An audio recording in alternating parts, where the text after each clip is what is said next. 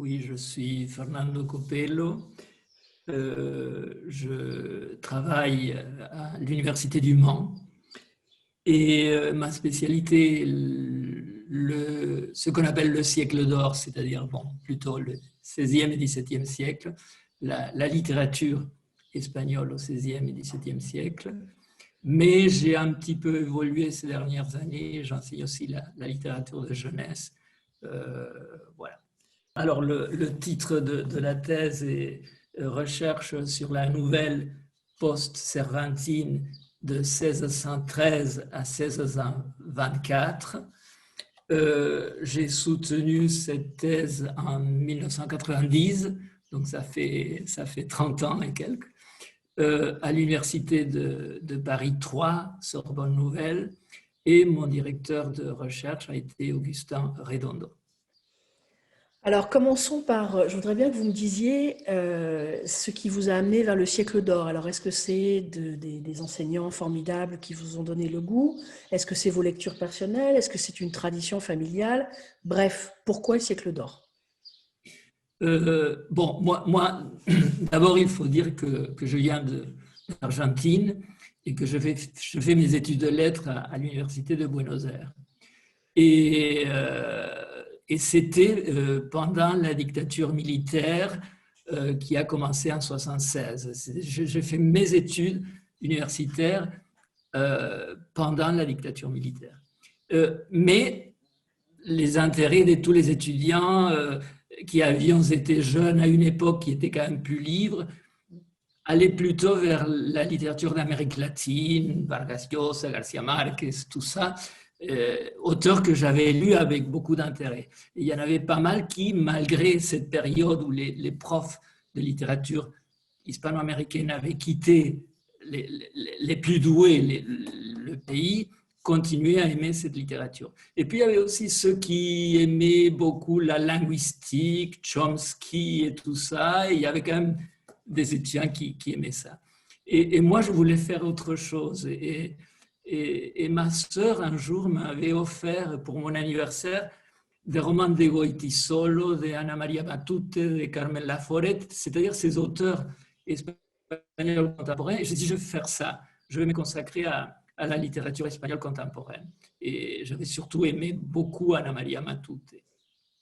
Et un jour, j'arrive à la fac au cours de Siècle d'or et la prof qui s'appelait Celina Sabor de Cortázar, commence son cours.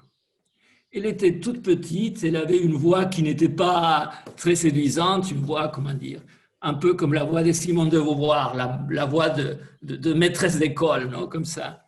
Et elle était tellement précise dans tout ce qu'elle disait, et c'était un cours qui commençait par la picaresque. On allait lire le Lassari, le Buscón, le Guzmán de Alfarache et tout ça. Et j'étais séduit. J'étais séduit par la manière de parler de tout cela. Et aussi, je pense, et ce n'est pas seulement mon cas, c'est le cas de plusieurs camarades qui sont maintenant dans des universités différentes, un tout petit peu dans différentes parties du monde. Je crois qu'il y avait une énorme liberté pour parler du siècle d'or, parce que c'était une autre période. Et donc, Celina Cortázar parlait des théories des Lukács, des choses dont on ne pouvait peut-être pas parler en cours de littérature hispano-américaine. Et donc, c'est là que ça a commencé. Et donc, quand j'ai fini mes études de professorat de lettres, le pas suivant a été de faire la licenciatura, c'est un petit peu comme le master, un mémoire de master, et je suis allé la voir, et je dis, je veux travailler avec vous, et j'aimerais bien travailler sur Cervantes. Et alors on me dit, oh Cervantes, mais si vous travaillez sur Cervantes, il faudra lire une bibliothèque énorme, énorme, énorme, vous allez passer votre vie à lire avant de pouvoir dire quelque chose en plus. Et alors, j'étais un peu déçu. Elle m'a dit, bon, vous allez travailler sur puisque je voulais travailler sur le récit, Lope de Vega a écrit 4 nouvelles qui ont été publiées comme Novelas a Marcia Leonarda, et peut-être que vous allez travailler sur ça, si vous êtes d'accord, parce que là, il y a très peu de biographies, et vous serez plus libre pour étudier ces nouvelles. Et donc, c'est comme ça que j'ai commencé les siècles d'or en Argentine. Voilà. Et alors après, est-ce que vous pouvez nous expliquer comment se fait le pas vers la France et vers une thèse dirigée par Agustin Redondo alors? Alors, bon, moi je voulais quitter l'Argentine parce que je voulais vivre avec plus de liberté, mais pas seulement en raison de la dictature. Mon frère, qui avait eu un engagement politique et qui avait dû quitter l'Argentine en urgence, était allé vivre en Angleterre. Et je suis venu lui rendre visite. Et j'ai vu qu'il y avait une liberté dans la façon de vivre, hein, en Europe qui m'attirait énormément. Et donc, je me suis dit, je veux partir en Europe. Et bon, mon frère était déjà en Angleterre, je me suis dit, je vais choisir un autre pays.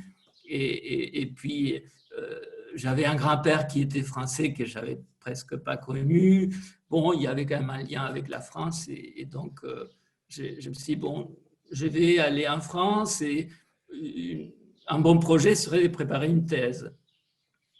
Et donc, j'étais venu rendre visite à mon frère en Angleterre et j'ai fait un petit voyage à Paris. Et à ce moment-là, j'avais écrit à quelqu'un qui était le directeur de l'Institut hispanique qui s'appelait Paul Guinard. Et je lui ai demandé si je pouvais venir parler avec lui, que j'avais un projet, s'il pouvait me donner des idées, etc. Et donc, il m'a accueilli rue Gay-Lussac, à l'Institut hispanique, mais vraiment quelqu'un d'une amabilité extrême. Et je lui ai expliqué que je voulais travailler sur le siècle d'or, s'il pouvait me dire quels étaient les enseignants, où est-ce que je pouvais m'inscrire. Alors il m'a dit, écoutez, moi, je pense qu'il y a 2 personnes, soit Maurice Molliot à Paris 4, soit Augustin Redondo à Paris 3. Alors, à vous de voir un petit peu, bon, il n'y avait pas Internet, leurs publications et tout, et de voir par la suite avec qui vous voulez travailler. Bon, alors je suis rentré en Argentine. C'était à l'époque où j'étais en train d'écrire de faire mon master. Et je viens voir Célina Cortázar et je lui dis, écoutez, je dois décider entre ces 2 profs, comment faire? Et elle me dit, ah, les 2 sont très bien. Ah, mais ce serait tellement bien d'aller en France et d'étudier avec ces 2 profs. C'est magnifique. Et alors elle me dit, mais comment faire? Alors elle me dit, écoutez, Augustin Redondo est plus jeune, il aura plus de temps pour s'occuper de vous. Parce que quand les profs deviennent très, très connus, ils n'ont pas le temps de s'occuper des arts. Et elle me dit, je connais quelqu'un qui va pas mal dans les colloques et qui doit connaître Redondo et son adresse postale, non? Et comme ça, vous pourrez lui écrire. Et donc, j'ai obtenu l'adresse postale d'Augustin Redondo et je lui ai écrit et je lui ai dit que j'avais l'idée de venir en France pour faire un doctorat et travailler avec lui, etc. Et il m'a tout de suite répondu, bon, tout ça par lettre, hein. C'est-à-dire qu'il fallait attendre 15 jours, puis écrire, etc. Et alors, il m'a demandé ce que je faisais, que j'étais en train de travailler sur les novelas de Lope de Vega, etc. Et il m'a dit, ah, il faudra explorer un petit peu la question des mentalités. Alors, les mentalités, je me suis dit, qu'est-ce que c'est que ça, les mentalités? Et alors, je vais voir Célina Cortázar, il me dit que je dois aller avec une idée de tout ce qui est le contexte et les mentalités. Ah, mais les mentalités, écoutez, ça doit être... Alors, il y avait, quelques années auparavant, il y avait Maxime Chevalier qui était allé en Argentine et qui avait fait les universités de différents points du pays et qui avait écrit un livre sur la réception, les lectures, etc. Lisez Maxime Chevalier. Cherchez dans la bibliothèque tous les livres de Maxime Chevalier. Peut-être que là, vous allez trouver quelque chose sur les mentalités, tout ça. Et donc, c'est comme ça que, que je préparais mon voyage, mais un peu étonné des choses différentes. Non, voilà. Bien sûr. Et alors après, comment est-ce que tous les deux, vous avez travaillé avec Augustin Redondo pour définir les contours du sujet, éventuellement la problématique, etc. Oui. Alors, bon, lui, il m'a accordé une énorme liberté, mais bon, dès que je suis arrivé, je suis allé le voir rue Gay-Lussac, c'est là qu'il m'a accueilli, on a parlé pendant à peu près 1 heure ou plus, mais il était très inquiet par le fait que j'étais un petit peu trop littéraire pur et que peut-être j'avais pas assez étudié le contexte où la littérature se produisait. Et que là, il fallait quand même explorer la chose. Et tout de suite, il m'a donné des conseils par rapport à ça. Alors, l'idée que j'avais déjà un tout petit peu élaborée en Argentine, c'était que finalement, il y avait plein de choses sur Cervantes, mais que Cervantes avait écrit des nouvelles. Moi, je voulais travailler sur les nouvelles, pas sur le Quichotte, surtout.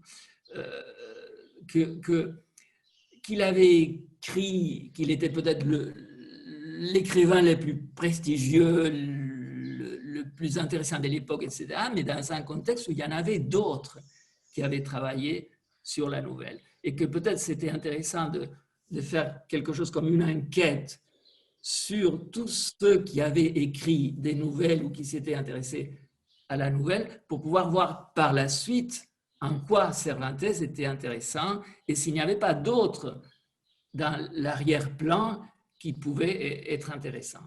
Alors ça lui a plu, Augustin Redondo, et en fait, il m'a incité à aller plus loin, mais finalement, je ne l'ai pas fait. J'ai eu peut-être tort, mais bon, une thèse, c'était un travail.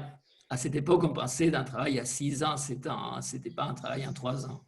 Et il m'a dit, il faudrait voir aussi dans les relations des successos, dans toute une série de textes qui ne sont pas des nouvelles, il y a des moments où le texte devient une nouvelle. Et chercher un peu partout. Et moi, j'étais un peu trop, tout de même, accroché à l'idée que la nouvelle était un texte très déterminé, très littéraire, etc. Donc, je n'ai pas tellement suivi. Mais finalement, on a... Ah oui, on a dit que de toute façon, la nouvelle, c'était la nouvelle au XVIIe et qu'il fallait limiter. Et donc, on a vu que finalement, bon, 1613, c'était le moment où les nouvelles exemplaires étaient publiées, même s'il y a eu des choses qui se sont passées auparavant, mais qu'on pouvait déjà commencer 1613. Et puisque Lope de Vega avait écrit et publié en 1621-1624 des nouvelles dont certaines étaient déjà parodiques, du moment où la parodie existait, on pouvait penser qu'il y avait déjà comme un petit cycle et donc essayer de trouver tous les textes à travailler entre 1613 et 1624, mais il fallait les chercher. Et c'est vrai qu'il y avait très peu de textes sur la nouvelle. Justement, c'est ce que j'allais vous demander, si vous pouviez nous parler un petit peu du corpus, hein. C'est-à-dire quelle en est l'extension, quels sont éventuellement les auteurs que vous avez travaillés, et puis est-ce que vous avez trouvé une espèce de constante autour de la forme brève, ou est-ce que c'est pas encore un genre à proprement parler, tel qu'on pourrait l'entendre aujourd'hui, je veux dire? Oui. Alors là, j'ai essayé d'être très libre et de ne pas partir sur une idée très claire. Et je me souviens que Augustin Redondo m'avait dit, il y aura un colloque et il y a quelqu'un qui vient de soutenir une thèse sur la nouvelle, qui est Jean-Michel Laspéras, à Montpellier ou à Perpignan, je ne sais pas où il était à ce moment-là. Donc, je viens au colloque et je parle un petit peu avec Las Pereas. Il me dit, mais je ne sais pas ce qu'on peut faire sur la nouvelle parce que j'ai déjà étudié tellement de textes, etc. Et ma thèse va être publiée sous peu. Mais j'ai vu que, quand j'ai vu sa thèse, qu'il y avait déjà des critères très précis sur même la qualité littéraire des textes. C'est-à-dire que tout n'était pas une nouvelle s'il n'y avait pas une certaine qualité littéraire. On considérait que certaines nouvelles qui étaient un petit peu hybrides entre la picaresque et la novella cortesane, etc., n'étaient pas tout à fait des nouvelles, etc. Et moi, je me suis dit, moi, je prends tout et j'essaie de voir comment la nouvelle, comment dire, prend forme. Et donc, j'ai commencé à chercher. Augustin Redondo m'avait dit d'aller à la Bibliothèque nationale. Au sous-sol, il y avait un fichier qui avait été établi par Daniel Devoto, où il y avait presque toute la littérature classique. Donc, j'ai commencé à fouiller dans ce fichier tout ce qui pouvait être. Et donc, finalement, j'ai trouvé une vingtaine de livres, ce qui faisait à peu près 200 textes, qui étaient pas toujours des nouvelles dans le sens qu'on peut accorder aujourd'hui à la définition de nouvelles, parce qu'il y avait des récits qui étaient un peu entre la fable et la nouvelle, ou entre la picaresque, ou entre les avertissements pour celui qui vient vivre à la cour et la nouvelle, etc. Et donc, ça a fait à peu près 200 textes que j'ai étudiés, certaines très courts, de 2 pages, une page, et d'autres qui pouvaient avoir 60 pages. Non. Voilà. Et finalement, alors, qu'est-ce que vous avez l'impression d'avoir démontré dans cette thèse? Quelle est la thèse de votre thèse? Alors, la thèse de ma thèse, je ne sais pas si je suis arrivé à grand-chose, mais en tout cas, je pense que ce que j'ai découvert, c'est que quand il y a quelqu'un qui est très, très, très important, derrière lui, il y en a d'autres. Et que ces autres sont aussi très intéressants. Non pas parce qu'ils aient créé des choses extraordinaires. Je n'ai jamais été dans cette espèce d'idée, je prends un auteur oublié et j'essaie de montrer qu'il est génial. Non. Justement, qu'il y a des recherches, que chacun est en train de chercher quelque chose et quelque chose qu'il cherche est lié au goût du public, à des modes, je ne sais pas, aux mentalités, peut-être finalement, à quelque chose qui bouge dans la société, qui fait que les personnes sont intéressées par telle ou telle chose. Et donc, j'ai essayé de voir dans tous ces textes de quelle façon la société était reflétée, pourquoi le goût, qui étaient les lecteurs, les lectrices, parce que finalement la nouvelle a eu pas mal de lectrices. Et à partir de là, finalement, ma thèse, je ne crois pas que ce soit un travail abouti dans le sens où j'arrive à des conclusions, mais c'est le point de départ de tout ce que je fais par la suite. Et je dois rajouter qu'une fois ma thèse terminée, il y a eu la thèse d'Ancayuela sur la réception de la nouvelle en général et sur l'imprimerie, les attentes des éditeurs, etc., qui m'a ouvert des voies que j'ai continué à explorer par la suite. Voilà. Alors, parmi ces auteurs que vous avez dit, je vous cite, qui sont vraiment intéressants et que le prestige, le talent de Cervantes ont pu éclipser, est-ce qu'il y en a un ou deux comme ça que vous retiendriez et dont vous pourriez conseiller la lecture à des gens qui travaillent sur le siècle d'or et qui seraient passés à côté, ou des gens qui ne travaillent pas sur le siècle d'or, comme moi, qui finalement connaissent ce qu'on étudie en cours, les lectures personnelles qu'on peut faire, mais enfin, j'imagine que ça ne va pas au-delà des grands noms. Donc, quelques noms, quelques titres. Il y en a plusieurs, mais par exemple, quelqu'un qui est plus connu comme écrivain de théâtre, Pérez de Montalbán a écrit des nouvelles qui sont très intéressantes parce que il y a quand même des interdits, il y en a certains qui ont eu des problèmes avec la censure parce que il y avait un côté érotique ou parce que des gens du clergé étaient impliqués et on voyait... Donc tout ça m'a intéressé, c'est-à-dire pourquoi telle ou telle autre nouvelle de Montalbán, nouvelles qui ont été publiées aussi, parce que c'est ça aussi qui m'a intéressé, c'est que des écrivains qui sont aujourd'hui relativement oubliés, comme par exemple Pérez de Montalbán, les livres ont été publiés plusieurs fois à l'époque. Et ça, c'était un renseignement important, c'est-à-dire que si le livre était publié plusieurs fois, c'est parce qu'il y avait un intérêt. Et à partir de là, je commençais à étudier l'auteur. Ou par exemple, José Camerino, qui était un Italien qui est venu en Espagne s'installer et qui a écrit des nouvelles. Et lui qui venait d'Italie, enfin, l'Italie c'était le pays de la nouvelle avec Boccace et tout ça, il voulait quand même écrire à la manière espagnole. Alors par exemple, il situait ces nouvelles à Grenade ou en Andalousie, parce que ça aussi c'était quelque chose que j'avais pas mal étudié, c'est-à-dire les scénarios de la nouvelle, les territoires représentés, tout ça. Alors si je dois citer quelque chose, je vais parler d'un livre que j'ai finalement édité, et c'est le Fabulario de Sebastián May, qui était un livre très hétérogène où il y avait des fables et aussi des nouvelles,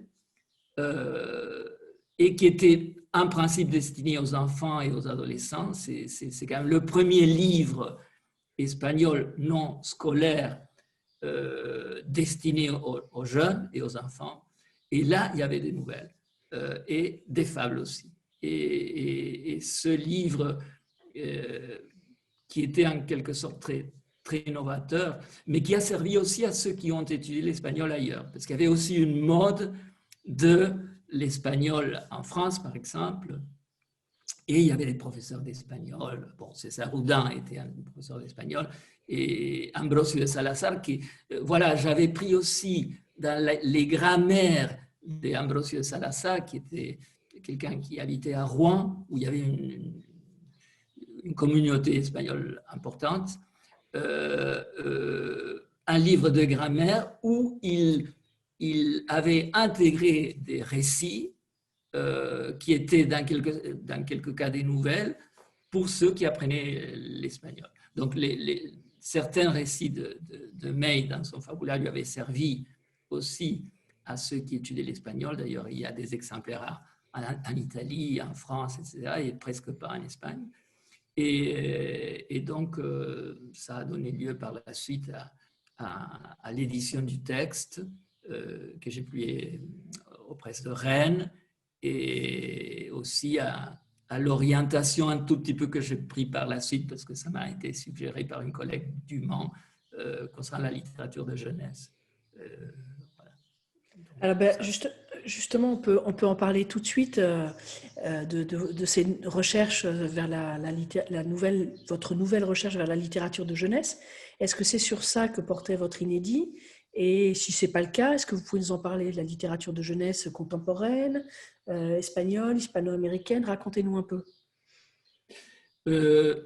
Mon inédit, oui, c'est vrai, parce que c'était l'inédit de mon HDR, une édition du Fabulario. Ça m'avait été suggéré par Pierre Civil, qui était mon garant.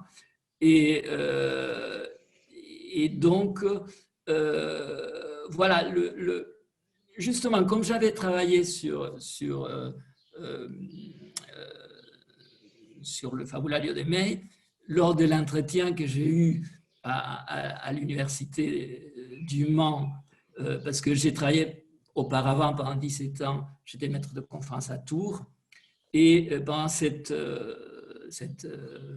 entretien, il y avait un prof de français, Patricia Lochkin, qui dirigeait un master de littérature de jeunesse au Mans. Et donc, elle me dit, bon, voilà, vous avez travaillé sur le récit au siècle d'or, etc. Est-ce que vous accepteriez d'assurer un cours, un séminaire un master littérature de jeunesse, puisque je vois que vous avez travaillé sur un livre destiné aux jeunes en Espagne au XVIIe. Et j'ai dit, ah oui, pourquoi pas, et ça m'a vraiment séduit. Et bon, alors j'étais pris au Mans et un jour, elle me téléphone pour organiser les choses pour l'année d'après. Elle me dit, moi, j'aimerais bien peut-être, est-ce que c'est possible pour vous de travailler plutôt sur la littérature de jeunesse en Amérique latine au XXe siècle? Et plutôt que... Alors j'ai dit, oui. Et je me suis lancé, j'ai assuré un séminaire sur la littérature de jeunesse dans le Rio de la Plata, et j'avais commencé par Horacio Quiroga, Los Cuentos de la Selva, livre qu'il destinait à ses enfants au départ et qui par la suite a été publié, et puis Marie-Elena Walsh, qui est l'écrivaine argentine la plus importante du XXe siècle, qui a renouvelé la littérature de jeunesse. Et donc à partir de là, de cette proposition, mais j'ai jamais abandonné le siècle d'or, j'ai jamais trahi. Non, je continue à travailler sur le siècle d'or, mais j'ai travaillé sur la littérature de jeunesse, et puis finalement, en mémoire des masters, je dirigeais plutôt des mémoires de littérature de jeunesse, parce que le siècle d'or fait un peu peur aux étudiants actuels à cause de la langue. Et finalement, j'ai dirigé peu de mémoire siècle d'or depuis que je suis professeur. Voilà. Cet exemple, il est intéressant pour illustrer l'idée que nous sommes des enseignants-chercheurs, que la recherche nourrit l'enseignement et réciproquement que l'enseignement nourrit la recherche, parce que là, on voit bien que c'est cette rencontre avec le master qui vous a ouvert de nouveaux horizons. Alors, je vous ramène à la thèse, et puis, est-ce que vous pouvez nous dire, en dehors de votre directeur, Augustin Redondo, et à l'évidence de Celina Cortázar, qui ont été très importants, est-ce qu'il y a d'autres figures qui ont compté, qui vous ont aidé, que ce soit des figures intellectuelles ou des gens qui vous ont donné des conseils qui sont vraiment très techniques, mais qui sont fort utiles et que vous aimeriez évoquer aujourd'hui et peut-être aussi remercier? Bon, quand je suis arrivé en France et j'ai commencé à travailler avec Augustin Redondo, il m'a proposé de faire partie du CRES, qui est le centre de recherche sur l'Espagne des XVIe et XVIIe siècle, qu'il dirigeait. Et là, j'ai fait la connaissance de plusieurs personnes. Bon, il y avait Monique Joly, dont la pensée me séduisait, la manière d'exposer les choses.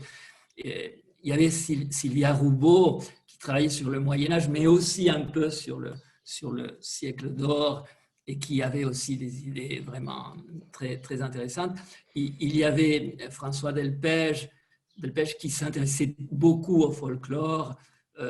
Bon, tous ces gens ont été pour moi vraiment des gens qui m'ont ouvert des voies. Je dois aussi dire que j'avais un petit emploi au CELSA, où j'étais dans un laboratoire de langue, et que l'un de mes problèmes était la langue française, parce que la langue française n'est pas ma langue, et rédiger en français, c'était quand même compliqué. Et donc, mes collègues au CELSA s'occupaient de corriger mes pages, donc je leur dois aussi beaucoup. Bon, il y a plein de personnes que j'ai connues et qui m'ont aidé tout au long de ces années. J'ai peur d'oublier, et puis il y a eu des colloques, des rencontres où j'ai fait la connaissance des gens. Mais bon, Monique Joly, Sylvia Roubaud, à côté d'Augustin Redondo, ont été vraiment très, très aimables avec moi. Et bon, Monique Joly est décédée, mais avec Sylvia Roubaud, on se voit, je ne sais pas, une fois par an, on s'écrit et on se tient au courant et il y a des amitiés qui naissent à propos de la recherche et de tout cela. Voilà. C'est sûr, on commence parfois seul, mais on finit généralement avec quelques points de référence amicaux et c'est vraiment très très bien. Ça fait aussi partie de la recherche. Alors, en dehors de cette question de la langue française, puisqu'il fallait rédiger la thèse en français, est-ce que vous avez eu d'autres difficultés, à part la constitution du corpus, ça aussi, on a compris que ça vous, et le bornage temporel, on a compris que ça vous avait bien occupé. Est-ce qu'il y a d'autres difficultés que vous avez rencontrées et éventuellement, quelles sont les solutions que vous avez trouvées pour les dépasser? Bon, il faut dire que je n'ai pas eu de difficultés, sauf la première année financière, ce qui est quand même quelque chose de très important, parce que à la fin de la première année, Augustin Redondo m'a dit que je pouvais essayer d'obtenir une allocation de recherche. Il m'a guidé parce que c'est vrai que moi, je n'étais pas très, très doué pour ces choses-là. Et donc, j'ai obtenu une allocation de recherche pour préparer ma thèse, une allocation de 4 ans, enfin des 3 ans qu'on pouvait prolonger 1 an, etc. Donc, j'ai pu passer mes journées à la Bibliothèque nationale, à la Bibliothèque de l'Arsenal et à celle que je préférais le plus et qui avait un fonds hispanique important, la Bibliothèque Mazarine, parce que j'aimais le cadre, etc.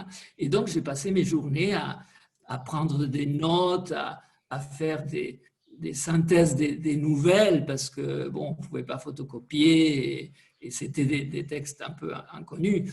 Donc, en ce sens, j'étais un privilégié, hein, parce que je passais mes journées là. Et puis, Augustin Redondo m'a dit, écoutez, la dernière année, moi je fais comme si de rien n'était, et vous préparez les concours, parce que vous avez besoin d'avoir un gagne-pain. Et donc, je me suis inscrit à Paris 3 pour préparer le CAPES et l'agrégation. Puis à un moment donné, j'ai senti que l'agrégation c'était trop pour moi, je n'osais pas. Et puis Augustin Redondo m'a dit, bon, il vaut mieux peut-être aller droit à quelque chose, etc., abandonner l'agrégation et continuer avec le CAPES. Et j'ai eu le CAPES. Et l'année d'après, j'étais nommé stagiaire et là, j'ai continué à rédiger. Mais c'est vrai que il aurait pu me dire non, non, non, d'abord la thèse, et puis il m'a dit bon, on peut tricher un peu, préparer les concours, comme ça vous avez un gagne-pain. Et c'était vraiment comme un père pour moi, parce qu'il m'a donné un conseil vraiment paternel. Et donc après, j'ai eu un salaire et j'ai été enseignant et j'ai pu quand même finir ma thèse. Alors, quels autres problèmes en plus de la langue, parce que la langue était quand même problématique pour moi, le fait que, bon, mais j'étais dans une situation privilégiée. Il y avait, par exemple, des textes que je devais voir à Madrid. Il fallait que j'aille à Madrid. Mais comme j'avais des sous, je suis allé à Madrid, à la Bibliothèque nationale. J'ai passé des semaines là-bas à travailler et copier des fois des morceaux, des nouvelles. Et là aussi, j'ai rencontré des gens à la Bibliothèque nationale avec qui je prenais un café, qui me donnaient des pistes. Il faut voir telle chose, telle autre. Il ne faut pas oublier telle chose. Et aussi, c'est vrai que j'ai continué à avoir des rapports avec mes camarades et mes collègues en Argentine. Je n'ai jamais oublié mes sources, enfin mes origines et tout ça. Et j'ai continué maintenant. Et bon, après, c'était le moment de la rédaction qui était quand même dur parce que j'avais cumulé énormément de choses, il fallait faire des choix. Alors là, je dois dire que le conseil de Célia Cortázar a été très bon parce que Augustin Redondo pouvait m'accueillir et parler avec moi, etc., etc. Et bon, il était très critique déjà de ma langue. Alors, il corrigeait un rouge, un rouge, un rouge. À un moment donné, il y a eu une citation d'un autre chercheur français, je ne dirai pas le nom, il avait tout corrigé. Mais ça, c'est pas mon français. ça c'est le français de tel. Il avait tout corrigé aussi. Et, et il était vraiment très sévère. Il téléphonait à la maison, il faut faire telle chose, il faut faire telle autre, etc. Mais le jour de la soutenance, il a été adorable parce que j'ai vu des gens qui n'ont rien fait pendant que les étudiants préparaient la thèse et qui, le jour de la soutenance, disent ta, ta, ta. Non, non. Lui, il a été vraiment, il m'a soutenu ce jour-là. Il a été adorable et voilà. Et bon, une autre chose qui peut-être l'année avant la fin de ma thèse, j'ai été papa et j'avais un bébé à la maison et donc il fallait écrire pendant qu'il faisait la sieste. Et donc ça, c'était quand même aussi un défi de pouvoir organiser la rédaction avec un bébé à la maison, mais j'ai réussi tout de même à finir la rédaction de ma thèse avec un sentiment que j'étais allé un peu trop vite à la fin et que peut-être la dernière partie est quand même moins réussie que... Et un autre problème, je pense, et quand je pensais que j'ai regardé un petit peu ma thèse là, parce que bon, j'ai pris les deux volumes pour aujourd'hui, l'énorme respect que j'avais pour ceux qui avaient écrit avant moi. Et je pense que je n'ai pas été assez libre pour... je pense qu'il faut lire tout ce qu'on a écrit avant vous, mais après, il faut se donner la chance de dire. Et j'ai cité trop par moment parce que j'avais le plus grand respect pour tout ce qui était imprimé et écrit. Et je pense qu'il faut quand même être plus libre et prendre des risques aussi. Voilà.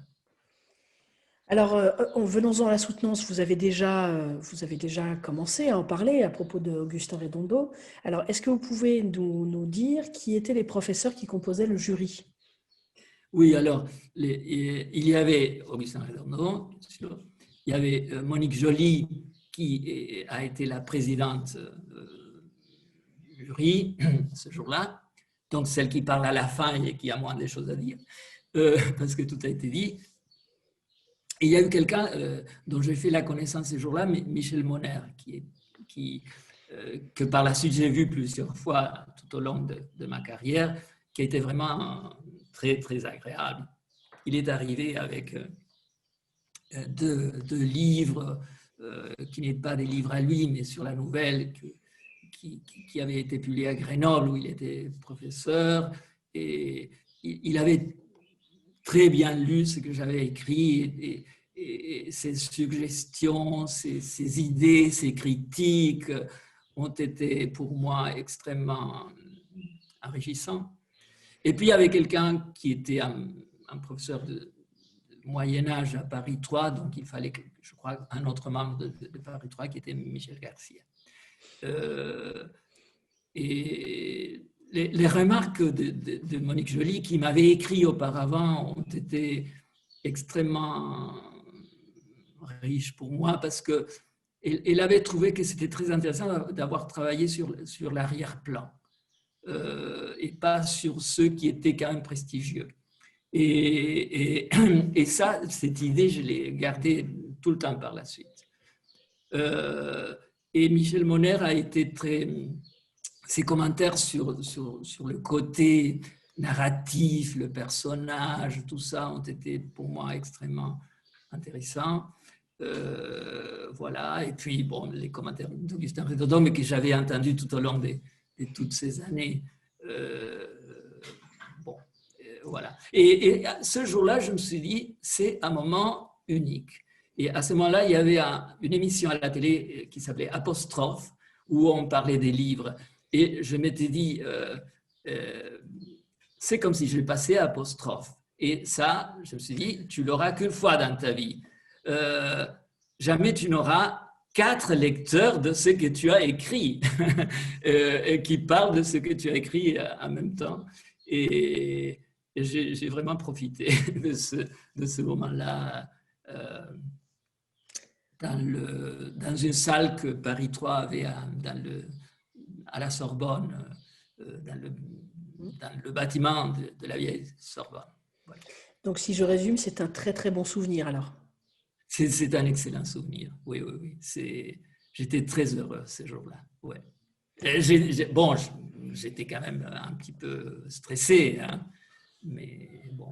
Mais c'est vrai que Monique Joly, je la connaissais du CRES, Augustin Redondo, je le connaissais, et puis Michel Moller, je ne connaissais pas. Il a été vraiment très, très agréable. Donc voilà, c'était bien. Alors, dans quelle mesure est-ce que l'enseignant et le chercheur que vous êtes aujourd'hui continuent d'être influencés par ce travail-là?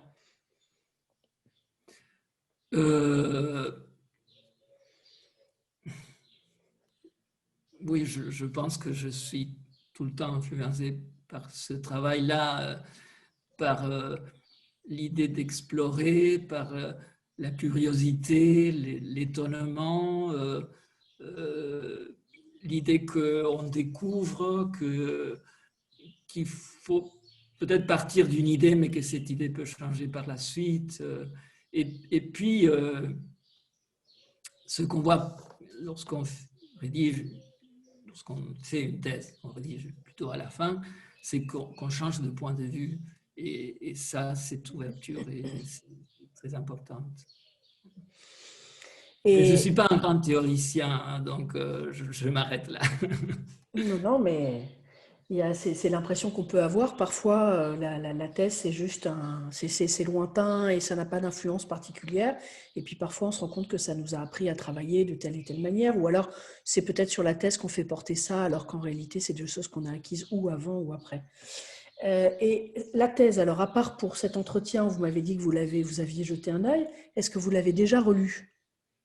Non, j'ai jamais relu ma thèse, mais j'ai consulté des fois parce que bon, j'ai retravaillé certains auteurs et je suis revenu pour voir si j'avais dit des choses.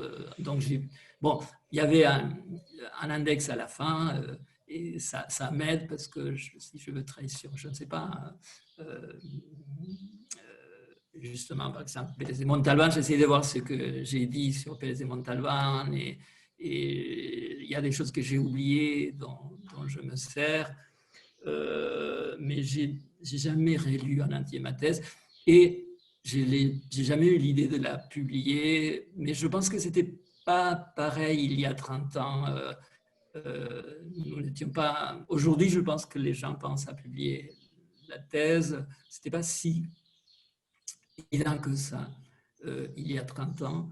Et c'est un chantier. Pour moi, ma thèse est un chantier. Une fois, un collègue de Cordoue, qui a une maison d'édition, enfin, qui travaille pour une maison d'édition, qui édite tout ce qu'il y a la nouvelle, m'a dit, est-ce que tu oses traduire et on publie? Et bon, moi, je déteste me traduire dans un sens ou dans l'autre. C'est quelque chose que je n'aime pas.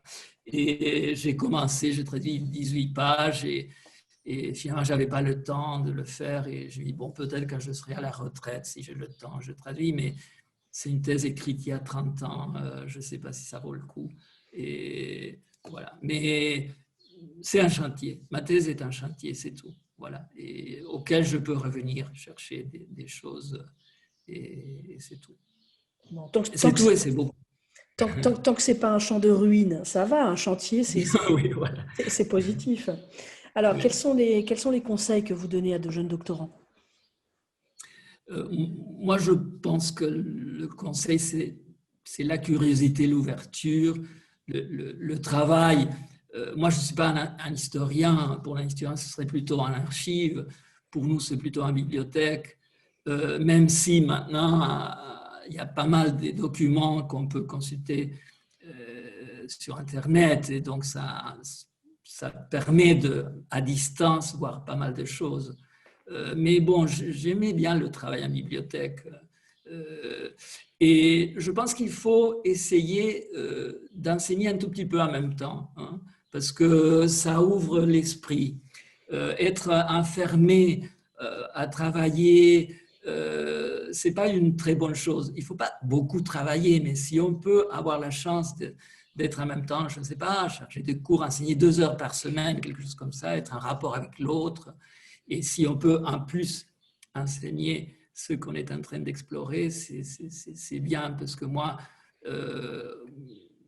en général, quand j'ai la possibilité, quand on me demande pour tel colloque, mais qui aura lieu dans 1 an et demi, est-ce que tu peux travailler? Alors, ce que je fais, c'est je mets au programme le texte sur lequel je vais travailler. Donc, je prépare les cours et je m'interroge. Et puis, dans le dialogue avec les étudiants, il y a des idées qui viennent.